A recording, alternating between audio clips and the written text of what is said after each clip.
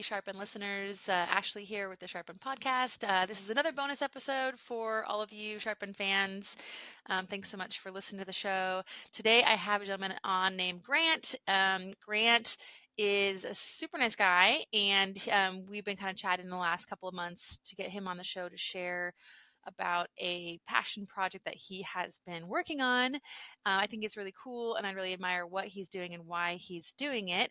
And that's why we decided to bring him on the show as a bonus episode for all you listeners. So welcome to the show, Grant. Thanks for being on the Sharpen podcast. Go ahead and introduce yourself to the listeners. Yeah, thank you so much for having me on, Ashley. I really just appreciate the opportunity to be on the podcast. I've been listening. I think your podcast has been on a lot of years, so I probably haven't been listening since the early days, but That's good. I've been listening. Oh my goodness. This was kind of my go-to road trip podcast for years. I would, be heading up to the mountains when I used to live in Idaho, be heading up to the Sawtooth Range, would download an episode or two, and is it still just once a month, I believe? So, you had to kind of wait and be like, a lot of anticipation. Then you'd head up, it's a good 2-hour drive to get like a solid 2 episodes. And then, so such a long time fan. Well, thank you so much. That's really nice to hear. Yeah, I love Idaho. Idaho's a super cool state, so that was pretty cool that you lived there. Where do you live now? You said that you don't live there anymore? Yeah, so I had the pleasure of growing up in Idaho. I was there pretty much, went to college there, grew up there. Pretty awesome place to be. But I've been out in Colorado the past few years. My 9-to-5 gig out here is I work for a company called Bear Vault Canisters. We manufacture bear-resistant food containers for backpackers. Oh, I have a lot of those. I have a lot of Bear Vault canisters in my garage. And when I worked for the Outward Bound School and for Knowles, we used the Bear Vaults for, we'd issue each student, and each instructor had a Bear Vault, and that's where we kept our food and our smellies, our Oh toothpaste, and all those yeah. things. And they're amazing. They're hard to pack when you only have so much room, but they definitely are a safeguard for when you're traveling through bear country. So that's really cool you work for them. They are such an incredible tool to both, keep yourself safe, keep those around you safe, but also protect the ecosystem, respect the landscape. And bears, the longer I work for Bear Vault, the more I realize how incredible bears are and what the role they have as a species, and the species around them as seed super spreaders. Anyway, I could go on and on about bears, but it's Another a really episode. cool job. Yeah, for real. Cool. And so where in Colorado do you live now? I'm just outside of Boulder, so really close to the Flatirons. You can always find me scrambling up in the Flatirons or zipping up in Indian Peaks Wilderness. I was just up there skiing before work this morning, doing a little backcountry touring in an absolute blizzard up there. It probably wasn't the safest thing, but it was a lot of fun.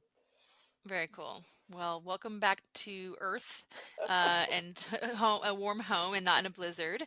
And so we're not talking about Bear Vault today, but what are we talking about? Yeah, so we are talking about peak first aid. So essentially, I, as a side project to my 9-to-5, have started a company manufacturing ultralight first aid kits for people really getting after backcountry adventure, whether that's just backpacking or even trail running, alpine climbing, rock and ice climbing, mountain biking, you name it. These activities carry a lot of inherent risk.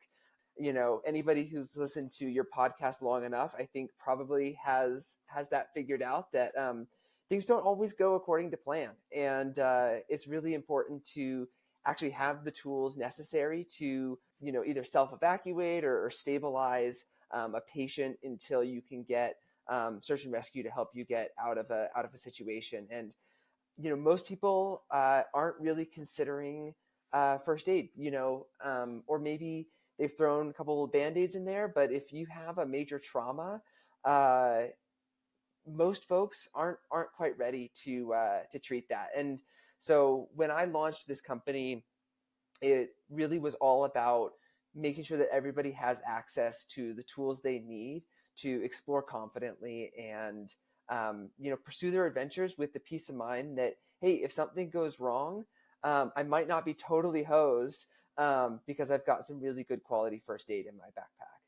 And when did you start this company? When did you start Peak First Aid?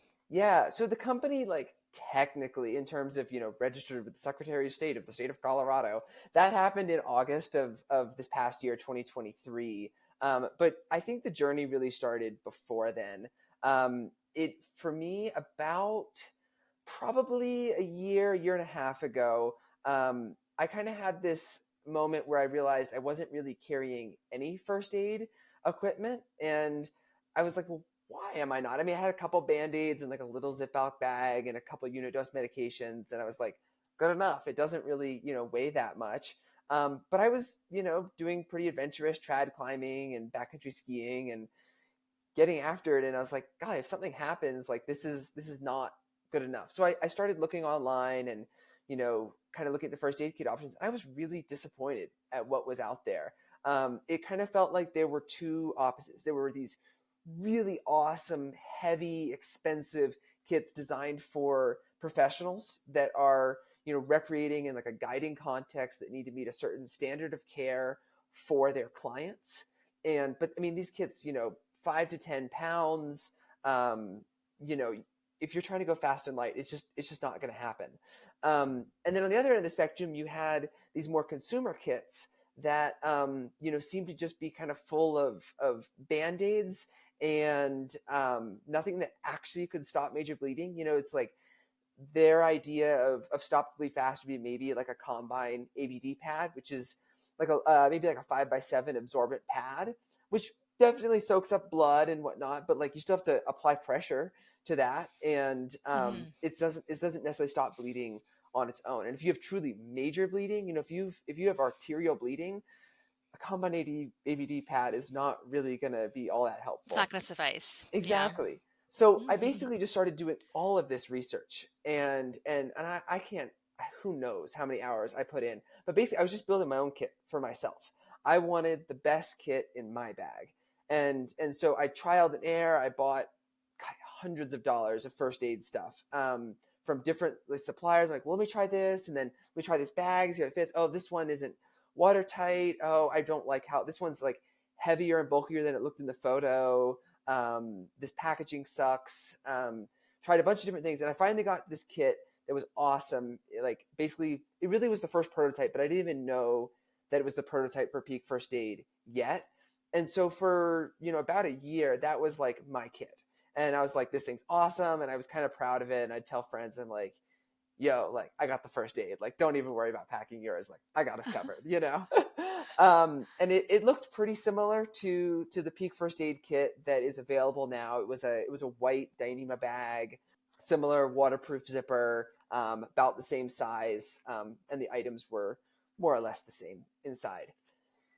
And then something happened in July of 2023, this past summer, which we're recording another episode on that, so you'll have to listen to that. But essentially, my climbing partner David and I were climbing in Yosemite National Park, and we had a climbing accident. Basically, Half Dome spit us out, and my partner took a 60-foot fall off of Half Dome, and he broke his back and his heel.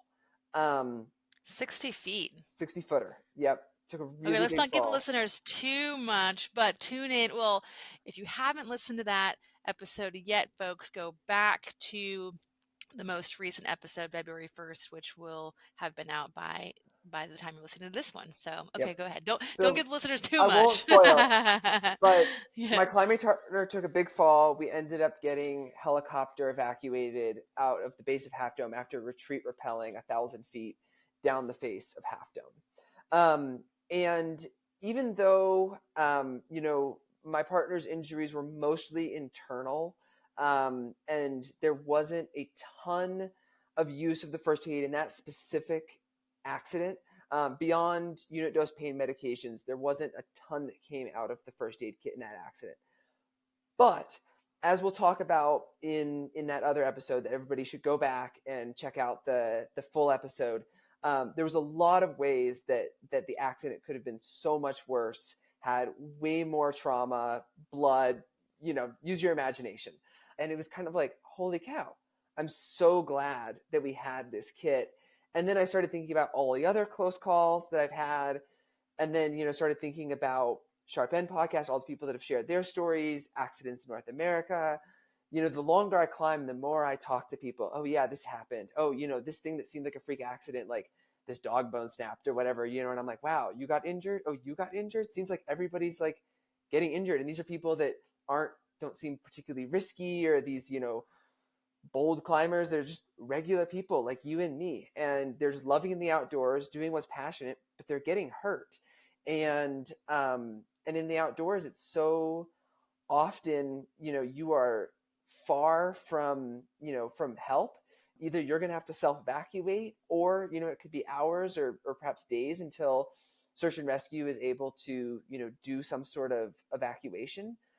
And so it was kind of this epitome moment that I wanted everybody to have the access to a first aid kit like the one that I had, and that I felt like other people deserve to be able to have access to quality premium first aid components without having to go through all the hassle that I did of building it myself. So you've done the work for people to have this kit that you believe really is the one and only true first aid kit for really any outdoor activity. I believe so. Yeah. If you are recreating, um, you know, out there, and you're working with ice tools, climbing on rock, mountain biking, it's amazing the ways you can get hurt. And this kit brings together a really interesting combination of pieces to really treat the essentials of wilderness medicine, with a real emphasis on stopping major bleeding. That's where the real emphasis is in this kit. This kit doesn't put quite as much emphasis on things like infection control. We sell on our website a like a little upgrade pack that fits in it, that has like extra triple antibiotic ointment, larger gauze pads, and like an irrigation syringe. But that's not even in the basic kit, because at Peak First Aid, our primary focus is on stopping major bleeding, because that's what's going to kill you first. And then infection is a it's still important. Don't get me wrong. Like, don't get gangrene now, but infection is secondary. Hmm. So what is in this kit of yours? Absolutely. So I've got one here that I can kind of do a little bit of show and tell. Um, so when you open it up, so the kit itself, believe it or not, one of the most expensive components of the kit is actually the bag itself. We basically source the highest quality fabric possible. This is a waterproof fabric. It's similar to like what you'd see on a lot of ultralight backpacks. It's a recycled nylon with woven in ultra fibers. And then it's got a waterproof YKK zipper here. So technically, it's not truly waterproof. You couldn't dunk it in the fish tank, hold it under for 30 minutes, and everything would be like completely dry. But like, it's going to keep out rain, snow. You don't have to worry about double bagging it, or if your bag gets damp, or moist or humid. That's not a concern. So basically, the first thing that's up front here is this red pouch here. And this is something that you won't see in most first aid kits. But this is a combination tourniquet and pressure dressing device. Essentially, when you go to the doctor's office to get your blood drawn, and they give you like the little rubber tourniquet to go around your arm to make your vein pop a little bit better so they can stick you and draw some blood. Imagine that, but supersized and really, really strong and rugged. And so essentially you can place this, on the arm or on the leg, and fully occlude the artery really quickly. And you can actually place it remarkably high. I mean, you can't put on the junction, but you can put it very high, say on the femoral artery, on the leg, and you stretch it, you wrap it around a few times, each time stretching it out to the correct tightness. There's kind of a diagram on there that there's these shapes that kind of change, and when they become the right shape, you've stretched it enough. And then when you get it, you tuck it in, and it's incredible how quickly it cuts off the blood flow. When we were doing photo shoots, we had to be careful, because we put the tourniquet on like a model, and like within like 15 seconds, he's like, I can't feel my foot. Like, we gotta hurry this up. It's incredible how quickly it cuts off the arterial flow. The beauty of it is you can also put it on lighter. So you can put it on just as like a pressure dressing. So, let's say you have something that's a nasty, nasty cut. but you haven't necessarily hit the artery. You don't need to like completely cut off the entire flow to the limb. You can put some packing material, perhaps grab a shirt, pack it around, and then apply the same pressure dressing, but just not as tight. And then you have a way to apply pressure to a wound.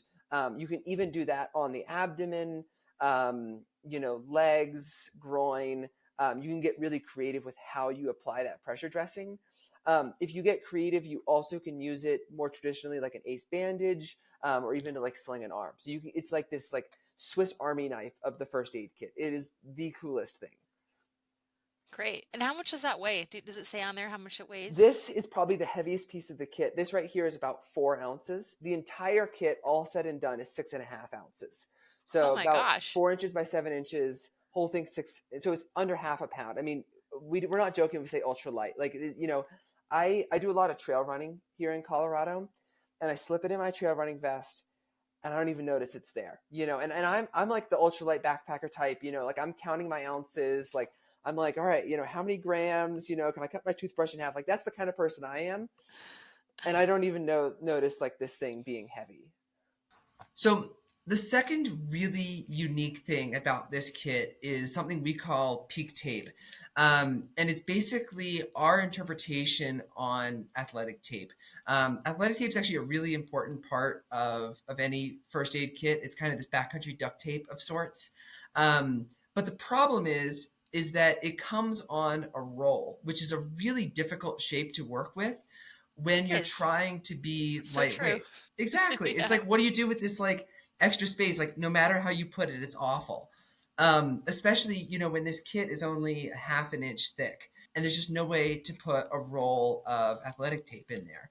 So what we did is we sourced a premium athletic tape. It's got a zinc oxide adhesive. So that's like the crazy sticky stuff that probably is going to take some hair with it, but it's not going to come off unless you really want it to come off. And then we worked with a manufacturer to flat pack it. So it's basically rolled back on itself. So if I take it out of the package here, you can kind of see that it has folds. And then it's actually really nice when you open it up and begin taking some out, it kind of comes off in really nice amounts. So, you can make a custom sized bandage with this. You can, it's 7 yards, and that's just about the right amount to do a proper like Knowles wilderness first aid style, tape of an ankle with your stirrup, your three, your loops, your J's, your figure eights. It's enough tape to do a proper ankle tape. Obviously helping out with hot spots. You can obviously use it to splint and attach splinting material. You can get creative with this kind of tape. It's a really important part of a first aid kit, and you can use it however creativity leads you. So we're really excited about it because it's so thin, and it just doesn't take up any extra space. It's exactly as wide as the kit is, and you hardly even notice it's there. So yeah, that's peak tape.